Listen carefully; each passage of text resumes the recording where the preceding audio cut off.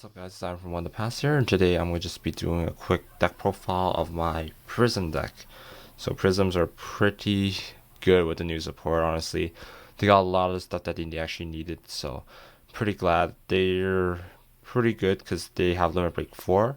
They're kind of weak because they don't have access to Legion, but that's okay. Doesn't matter, I don't think they really need a Legion anyways.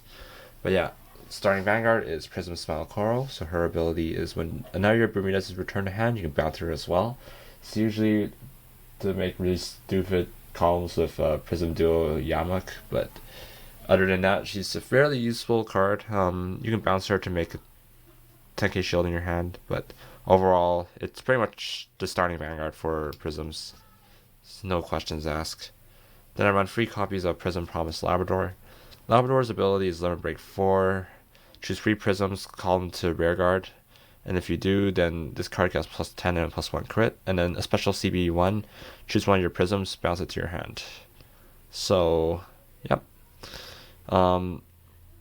Mainly the plus 10 plus 1 crit is pretty good. Also, you can get some pretty stupid combos off with the ability to act, counterblast, and bounce one.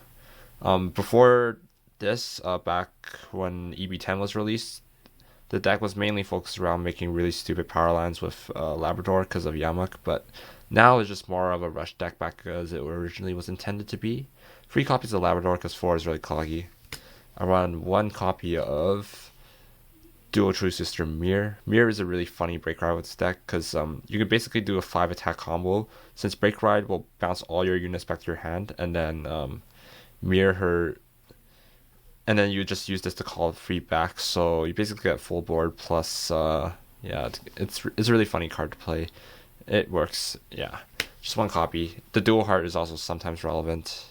And then 4 copies of your standard staple break ride for Prisms. Prism Image Furt. Limit Break 4 plus 10. Choose 2 rear guards, bounce them, draw a card. It's not bad. It's mainly there for the Prism heart, honestly. Break Ride is good to get off though. It's a really nice mid to late game push. Or you can play this deck a lot of different ways. It's really flexible, honestly. Then for grade 2s, I'm going to run 2 of the old Celtics. So when she's bounced to hand, you can Soul Blast 1, give another unit plus 4. So it's kind of cloggy to run at more than 2, but she helps remake power lines, which was the original intention of Prisms. 1 copy of Slaney. It's honestly more of a tech card. When it's placed on rearguard, counterblast 1, bounce another of your rearguards. It's mainly, again, there for doing this really stupid loop with Labrador. Because you can use this to bounce another card, and then use Labrador to bounce her back to hand, call her back, keep on looping that, and then yeah, you can get like really stupid numbers on the rearguard columns, and then if they don't have perfect guards, pretty much rip. And then 4 12k attackers. 12k attackers are nice because they make numbers by themselves. The only time you'll ever get screwed is if you have that 1 copy of Mirror, but it doesn't really matter. The numbers still work themselves out. If you have a full column, then it doesn't really matter unless they're on cross ride. So 12ks are good. And then I run 4 copies of new Princess Celtic. Princess Celtic's like amazing. This card is so good. It's Vanguard / Rearguard, which automatically makes it a very solid ride target. So when this attack hits, you can counterblast 1 of your Prisms, bounce 1 of your rearguards to your hand, and then you can draw a card. Draw a card. Oh man, that's so good. Prisms really don't have a way to get hand advantage like their counterparts duos do. They're mainly focused on rush, but like this card, you can just sit on her like on grade 2, and your opponent just cries because they can't actually ever let it hit unless they want to lose a huge amount of advantage. And then that's it for the grade 2s. I'm going over this one pretty quickly because Prisms are like the most straightforward Bermuda deck to play, honestly. And then, yeah, I know I'm missing a sleeve, but 3 copies of Prism Duo Yamak. This card is a real powerhouse. When another year Bermudas is returned to hand, you get plus 3,000. You can start stacking like crazy because you can get plus 6s every time you return because of Coral. Overall, she's really solid. You can get her numbers really high. It's just a bit of setup required, but I can't see any reason why not to play this card. It's really good. And then I play 3 Limit Break enablers, so Prism Duo Loretta. Lets you rush really hard on turn 3 if you get it, and Labrador. Although you have to be careful, because if they're playing max retired, then you don't really want to call your all your cards in your hand to their doom, unless your opponents have like 4 damage on turn 3. but you have to stack them pretty hard to do that. So yeah, never break enablers are good. Lets you early break ride too.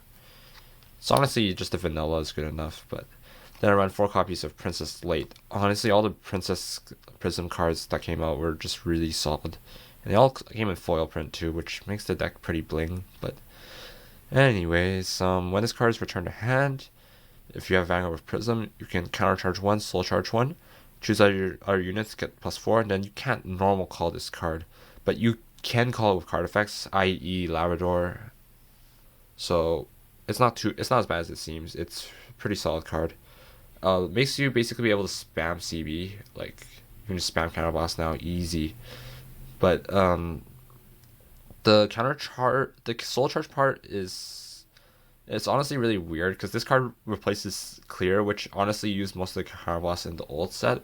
But honestly, just the fact that this gets +4 when you pump it back to hand, it lets you start to like really pump high numbers out.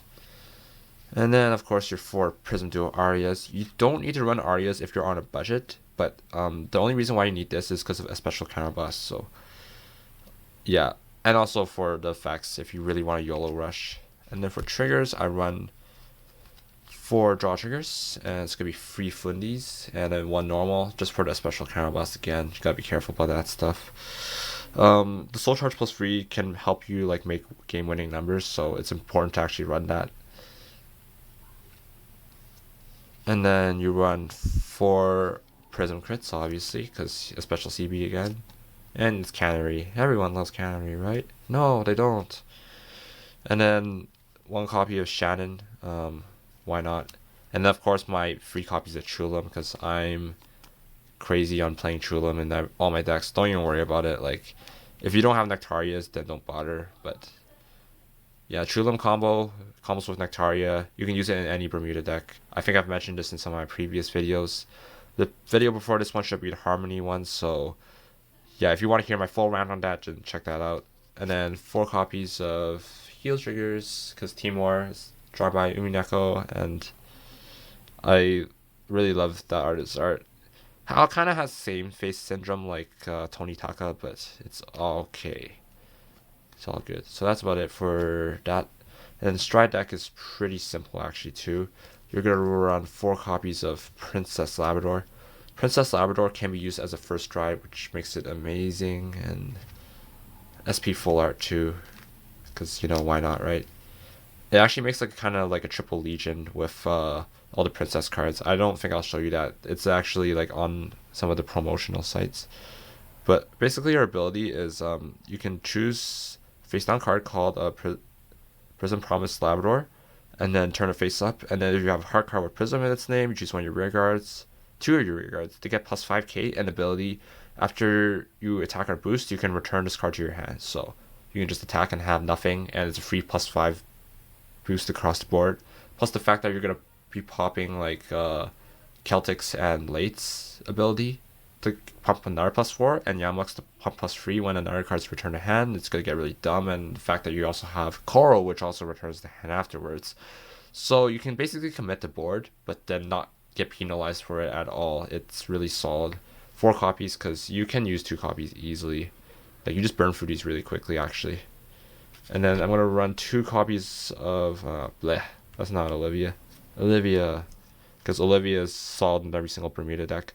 Not running 4, because I'd rather go for the tech, and you don't really ever get a chance to use 2. So I'm not going to go over ability, because this is a really long ability. Basically, you reset columns, gets crit, gets like full field bounce, which is actually really good, because this full card's ability resolves before the cards that return to hand go off. So yeah, if you know how to use this card, it's a monstrous card. Its raw power is stupid by itself just because it gains crit, but I mean, if you know how to masterfully use this card, like, there's no way you can lose pretty much. It's so stupid. It's such a good card. I know, I'm just ranting because I haven't been able to play this deck a lot, but I've been playtesting a lot online and with proxies and stuff, so. And you might have seen the other cards already, but 1 copy of Amoris. Amoris is there because you can get really silly columns again with Yamuk as a finishing push. No PG, you might as well die. Yep. Bounce 2, you immediately give Yamuk +6, so it's kind of silly. And then finally, one copy of Nectaria, because Nectaria is basically Somni in this deck, so you might as well have the multi-attack, but honestly, you're going to be going to Princess Labrador anyways. Again, mainly combo with Chulim, but overall, she's good. You can take these two out for 4 Olivias, but I think 4 Olivias is kind of overkill in the deck. You can play 4, okay? Don't get me wrong. I like the card, but I don't think you need to play 4. You can get away with 2 in this deck, honestly. 4, it's just mainly a player preference thing, but you definitely want to play these 2 cards here. So that was about it for this deck profile. Actually, this is a really short one because Prisms are a straightforward deck, and there aren't too many new cards that I have to actually go over. But yeah, basically the way you want to play this deck is you want to play very aggressive if you get a really good hand. Like if you get Princess Celtics off, then let's just take away the triggers and some of the Kanzens. Yeah, if you get this card like early, then you just want to rush them. And then you can also rush them with Labrador and Loretta's. So you can just have Loretta and you can get early Limit Break 4, instant +10/+1 crit. It just, ouch. If they don't have a perfect card, they're going to be taking 2 damage to the face really early. And then if they're already around 4, then Princess Labrador becomes really like deadly. Princess Labrador's art is amazing. If you just compare it to the old ones, like can't even compare it, yo. But yeah, thanks for watching this video. I know I kind of rushed this one a bit, but if you have any comments about the deck, want to know how to play it, just comment below. I do usually read your comments. I appreciate your comments.